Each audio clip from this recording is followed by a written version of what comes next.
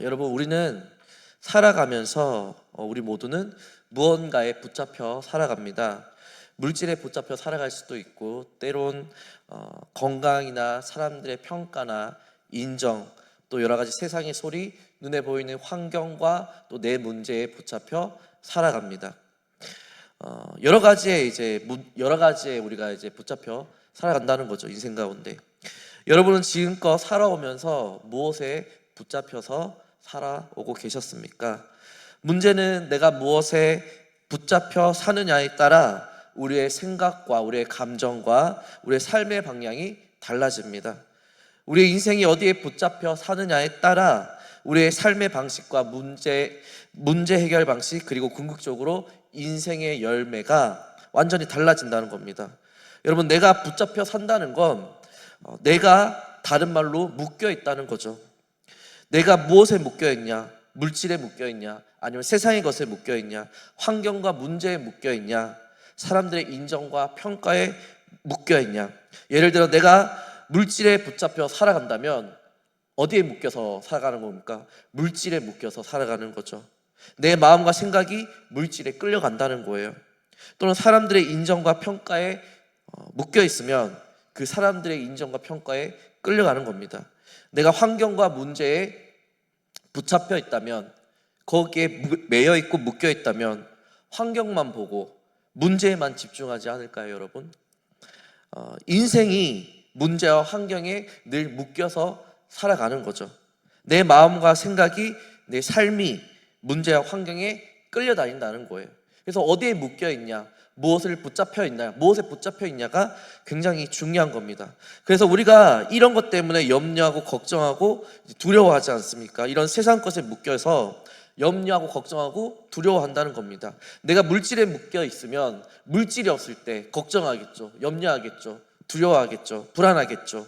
사람들의 소리, 평가와 인정에 내가 묶여 있다면, 매여 있다면, 인정해 주지 않으면 불안한 거죠. 평가가 나쁘면 불안해하겠죠. 아니면 눈에 보이는 환경, 내 문제에 매여 있고 거기에 묶여 있다면 문제가 해결될 때까지 불안해하고 두려워하지 않겠습니까, 여러분?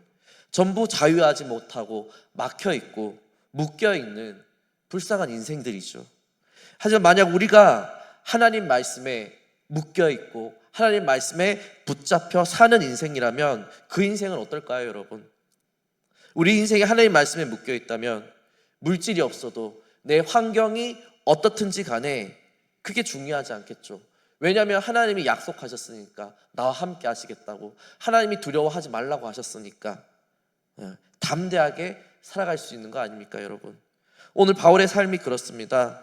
그래서 오늘 우리는 바울의 삶을 통해 무엇에 붙잡혀 살아가야 하는가에 대한 분명한 답을 얻어가는 그런 귀한 시간이 되었으면 좋겠습니다.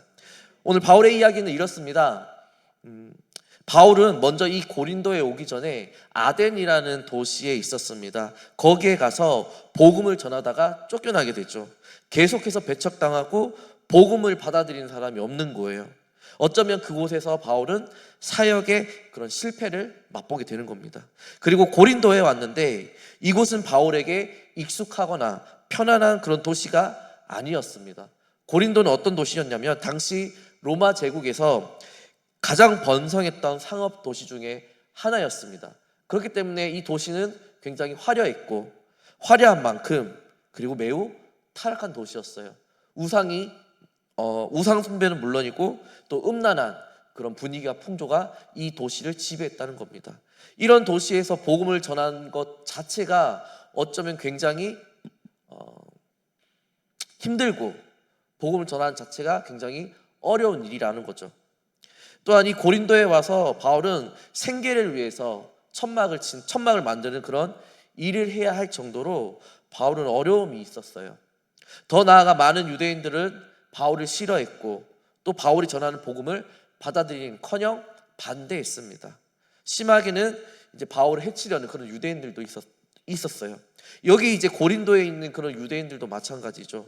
때문에 고린도는 굉장히 바울에게 낯설고 좀 부담스러운 도시예요, 복음을 전하기에는. 어쨌든 오늘 본문에 이 고린도에 있는 회당에서 바울은 유대인들에게 복음을 전했습니다. 그리고 아니나 다를까 복음을 전했는데 유대인들의 반대가 굉장히 심했어요. 오늘 본문을 보니까 바울이 유대인들에게 회당에서 예수를 증거하는데 어떤 일이 벌어지냐면 6절에 이렇게 나옵니다. 그들이 대적하여 비방하거늘 이라고 해서 유대인들이 예수를 전하는 것 때문에 사도 바울에게 위협을 주기도 하고 또한 사도 바울의 메시지를 거부하고 그를 대적하며 온갖 비난과 험한 말로 비방을 했습니다. 여러분 상상해 보세요. 이전에 아덴에서 그 사역했을 때 그 사역에 실패를 하고 나서 고린도에 왔어요. 그리고 복음을 전했는데 돌아오는 것이 사람들의 차가운 시선과 또 거절과 날선 비난이라면 얼마나 그 마음이 어려울까요? 인간적으로 깊은 좌절감에 빠지거나 포기하고 싶지 않았을까요? 그런데 이제 중요한 건 이거예요. 바울은 그런 게 아니라 복음을 전하고 받아들이지 않는 이 유대인들에게 오히려 담대하게 이야기하는 겁니다. 포기하지 않고 6절에 그들이 대적하여 비방하거늘 바울이 옷을 털면서 이르되 너희 피가 너희 머리로 돌아갈 것이요 나는 깨끗하니라 이후에는 이방인에게로 가리라 하고, 즉 바울은 이 복음을 듣지 않고 자신을 핍박하고 손가락질하고 욕하는 이 유대인들과 감정적으로 싸우거나 변명을 하지 않았습니다. 유대인들 너네가 이 복음을 거부한다면 이 복음은 이방인들에게 갈 거야 라고 하며 하나님의 더 큰 계획을 선포했죠. 그러니까 사람들의 차가운 눈빛과 자신을 모욕하는 이야기와 비난과 비방과 어쩌면 이 야유와 고함이 오갔을 그 환경과 상황에 바울은 개의치 않았습니다. 사람들의 거부와 반대라는 이 환경과 어려움에 굴하지 않고 복음을 전하는 것을 자신이 해야 하는 일들을 포기하지 않고 하는 거예요. 유대인들의 극심한 비방과 반대에도 불구하고 바울은 낙심하거나 복음 전하는 일을 멈추지 않고 오히려 그는 분명한 결단을 내리는데 바로 유대인들에게서 이방인들에게로 복음의 방향을 돌리는 거예요. 어떻게 바울은 이 어렵고 힘들고 이 어렵고 힘든 상황에도 이 자신의 상황과 환경을 보지 않고 담대하게 하나님의 말씀을 선포할 수 있었을까요? 하나님께 순종하여서 하나님의 일을 해나갈 수 있었을까요? 어떻게 바울이 이럴 수 있었을까요? 포기하지 않고.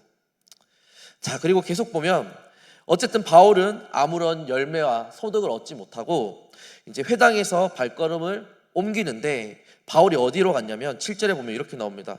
거기서 옮겨 하나님을 경외하는 디도 유스도라 하는 사람의 집에 들어가니 그 집은 회당 옆이라. 자, 유대인들의 완강한 반대에 직면했을 때 바울은 그저 낙심하고 주저앉지 않았어요. 그는 옷을 털면서 그들의 불신앙에 대한 그 책임을 그들에게 돌리고 나는 깨끗하니라 이후에 이방인들에게로 가니라 라고 선을 하죠. 그리고 간 곳이 어디냐면 하필 회당 옆에 있는 디도 유스도라는 그 집이었어요. 이 유스도라는 사람은 하나님을 굉장히 경외하는 이방인이었습니다. 이방인이었어요. 근데 이곳에서 어떤 일이 벌어지냐면 8절에 보면 이렇게 나옵니다. 또 회당장 그리스보가 온 지방과 더불어 주를 믿으며 수많은 고린도 사람도 듣고 믿어 침례를 받더라 해서, 자, 회당장이에요, 여러분. 좀 전에 바울이 어디에 있었어요? 유대인의 회당에 있었죠. 근데 거기에 그 회당장이 어떻게 해요? 예수를 믿고 온 집안이 예수를 따랐다고 나오는 거예요. 회당장 그리스보라는 사람과 그 온 집이 예수를 믿게 되었고 고린도 사람들도 따라서 같이 예수를 믿고 침례를 받는 놀라운 역사가 일어난 겁니다. 좀 전에 이제 유대인 회당에서 바울이 유대인들에게 그렇게 격렬하게 핍박도 받고 반대를 받고 비방을 받았잖아요.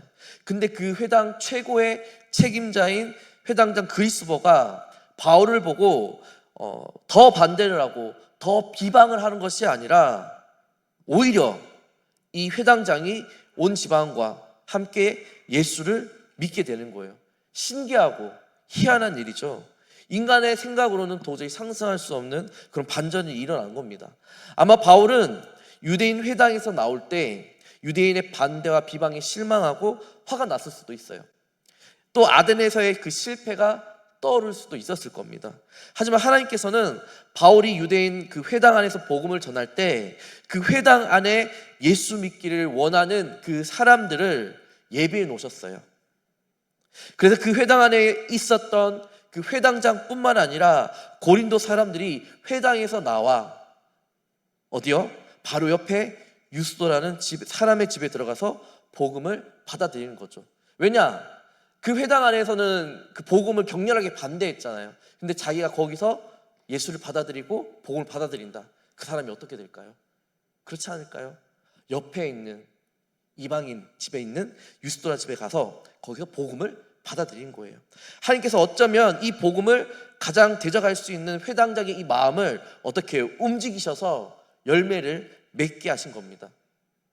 바울은 실패했다고 생각할지 모르지만 하나님은 이 바울을 인도하신 거예요. 그리고 사람들의 마음을 움직여서 이곳에서 열매를 맺게 하신 겁니다.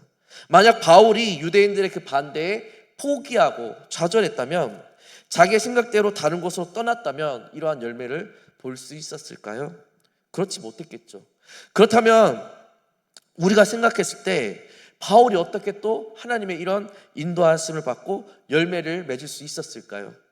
또한 9절에 보면 하나님께서 밤에 환상 가운데 바울에게 나타나 하신 말씀이 두려워하지 말고 침묵하지 말고 말하라 라고 이야기하시는데, 이 말은 바울이 그동안 그 유대인들의 그 비난과 핍박 속에서 복음을 전하길 굉장히 두려워했다는 거죠.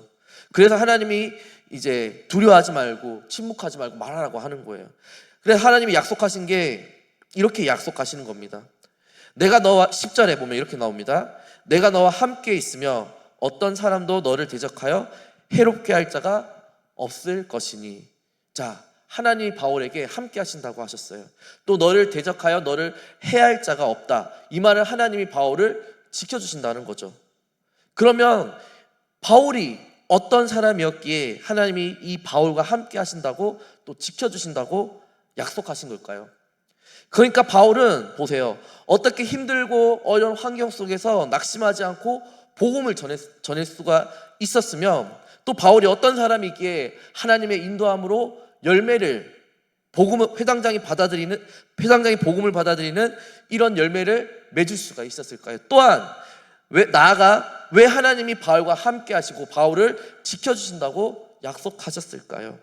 왜일까요, 여러분? 왜냐하면 이겁니다. 오늘 본문의 5절에 보면 이렇게 나옵니다. 바울은 어떤 사람이냐면 5절에 실라와 디모데가 마가다냐로부터 내려오매 바울이 하나님의 말씀에 붙잡혀 라고 나옵니다. 바울이 어디에 붙잡혔다고요? 하나님의 말씀에 붙잡혀 그렇게 유대인들에게 예수를 선포하고 그렇게 사역을 했다는 거예요. 하나님의 말씀에 붙잡혀. 여기서 붙잡히다는 것은 강력하게 사로잡히다, 압도당하다, 억눌리다와 같은 그런 강한 의미를 포함합니다. 마치 어떤 강력한 힘에 의해 완전히 장악되어서 다른 것을 생각할 겨를도 없이 오직 그거에만 몰두하게 되는 그런 상태를 의미하는데, 바울은 바로 이 하나님의 말씀에 강력하게 사로잡혔던 거예요. 그래서 바울이 하나님 말씀에 붙잡혔다는 것은 이 말이에요. 바울은 하나님 말씀에 붙잡힌 사람이었기 때문에 자신의 환경과 상황을 보지 않았습니다. 바울은 하나님 말씀에 붙잡힌 사람이었기 때문에 하나님의 인도함을 받을 수가 있었고 열매를 맺을 수가 있었습니다.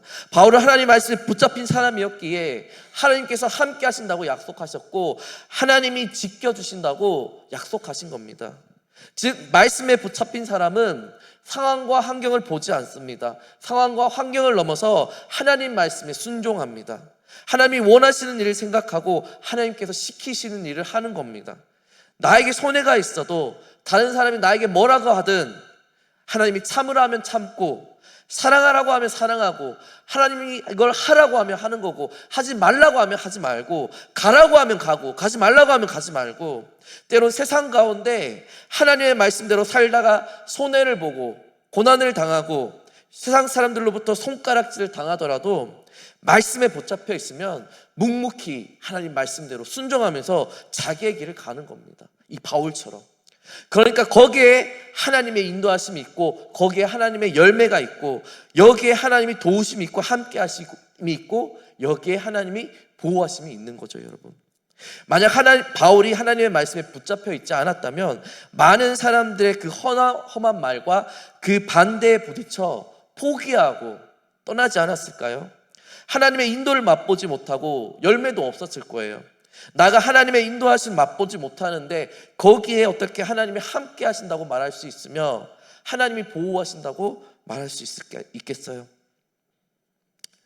제가 여러분에게 말하고 싶은 건 이겁니다. 여러분은 어디에 붙잡혀 살고 계십니까? 여러분은 어디에 붙잡힌 사람입니까? 하나님의 말씀에 붙잡힌 사람입니까? 아니면 환경과 상황에 붙잡혀 사는 사람입니까? 그게 아니라면 세상에 붙잡혀 사는 사람입니까? 제가 설교를 시작할 때 무언가에 붙잡혀 있다는 것은 묶여 있는 거라고 했습니다. 묶여 있는 거. 우리가 그게 물질에 묶여 있던, 세상에 묶여 있던, 사람들의 인정과 평가에 묶여 있던, 하나님의 말씀에 묶여 있던, 나에게 묶여 있는 게 그게 우리의 삶을 지배하는 거예요, 여러분. 돈에 묶여 있으면 돈에 끌려다니고, 세상 것에 묶여 있으면 세상에 끌려다니겠죠. 이게 사라지면, 내가 원하는 돈과 세상 것이 사라지면 불안하고 두려워 떠는 거 아닙니까? 사람들의 말에 사로잡히면 끝없는 불안과 열등감 속에 살아가는 거 아닙니까, 여러분? 사람들의 평가와 시선에 쉽게 흔들리는 거 아닙니까, 여러분? 환경과 문제에 묶여 있으면 문제와 환경에 내 인생이 흔들리고 거기에 끌려가는 거 아닙니까, 여러분? 그러나 하나님의 말씀에 우리 삶이 묶여 있으면 상황과 환경 그 어떤 것도 문제가 되지 않습니다. 말씀이 우리 중심을 붙잡고 있기 때문에 흔들리지 않는 거라는 거죠. 바울처럼 말씀이 나를 끌고 가기 때문에 때로는 눈물 속에서도 소망을 잃지 않고 믿음으로 걸어갈 수가 있는 겁니다. 무엇보다 말씀에 붙잡힌 사람은 삶의 방향이 분명해지고 그 인생에 반드시 하나님께서 주시는 그 열매들이 있게 되는 겁니다. 바울이 바로 그런 삶을 살았다는 거죠. 여러분, 내가 무엇에 붙잡혀 살고 있는지, 내가 무엇에 묶여 지금 살아가고 있는지 점검하는 방법은 이겁니다. 내가 지금 무엇 때문에 무너지고 있는가? 내가 지금 무엇 때문에 흔들리고 있는가? 무엇 때문에 내가 염려하는가? 내가 무엇에 따라 내 감정과 생각이 요동치는가? 그리고 나에게 하나님의 인도하심이라는 게 있는가? 내 삶 가운데 하나님이 함께 하시는가? 열매가 있는가? 이걸 보고 점검을 하는 거예요. 결국 여러분, 내가 붙잡고 사는 게 그게 나를 붙잡는 겁니다, 여러분. 내가 붙잡고 사는 게 그게 나를 붙잡는다는 것을 기억하셔야 돼요. 내가 물질을 붙잡고 살면 물질에 붙잡혀 살아가는 거고, 환경과 문제를 붙잡고 살면 거기에 붙잡혀서 끌려가고 살아가는 겁니다. 거기에 묶이는 겁니다. 끌려가는 거예요. 말씀을 붙잡고 살면 말씀에 붙잡혀서 하나님의 인도하심과 뜻을 따라 살게 되는 겁니다. 하나님 말씀을 붙잡으시기 바랍니다, 여러분. 말씀을 붙잡는 사람은 환경에 끌려가지 않습니다. 상황에 끌려가지 않습니다. 말씀을 붙잡는 사람은 자신의 계획이 아닌 하나님의 세밀한 인도하심을 따라 살아갑니다. 말씀을 붙잡은 사람은 하나님의 강력한 임재와 보호하심 속에서 담대하게 살아갈 수 있습니다. 여러분 삶을 한번 보십시오. 여러분 삶은 지금 나는 어떻게 살고 있는지, 나는 무엇을 붙잡고 살고 있는지, 나는 어디에 묶여서 살고 있는지 여러분의 삶을 보시라는 거예요. 말씀을 붙잡고 살면 하나님의 말씀이 여러분의 인생을 붙들어 줄 겁니다. 바울이 경험했던 놀라운 하나님의 역사가 오늘 저와 여러분의 삶 가운데도 동일하게 펼쳐질 것입니다. 여러분 이걸 믿으시기 바랍니다. 그래서 오늘 우리도 물질과 환경과 문제와 세상의 것에 묶여 있지 않고, 거기에 살지 않고, 여기에 붙잡혀 살지 않고 살아계신 하나님의 말씀에 온전히 붙잡혀 살기를 소망합니다. 그리하여 바울처럼 어떠한 상황과 환경 속에서도 흔들리지 않고 하나님의 인도하심을 따라 그분과 함께 하심과 지켜주심을 경험하며 맡겨주시는 일을 능력 있게 감당하는 그런 복된 삶을 살아가는 저와 여러분이 되길 소망합니다.